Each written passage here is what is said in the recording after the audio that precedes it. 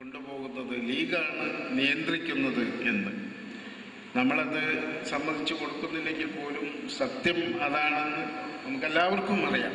മുസ്ലിം league പാർട്ടിക്ക് അഹിതമായ ഒരു സംഗതി നമ്മുടെ സംസ്ഥാനത്ത് അള്ളാഹ് അനുഗ്രഹിച്ച് ഇപ്പോൾ നടക്കില്ല എന്നുള്ള കാര്യം നമ്മുടെ പ്രവർത്തകരും നമ്മുടെ അംഗങ്ങളും എല്ലാവരും മനസ്സിലാക്കണം. അപ്പോൾ നമുക്ക് സ്വാഭാവികമായും ഞാൻ നേരത്തെ സൂചിപ്പിച്ച ആ എളിമയും കടമയും വർദ്ധിച്ചു വരികയാണ്.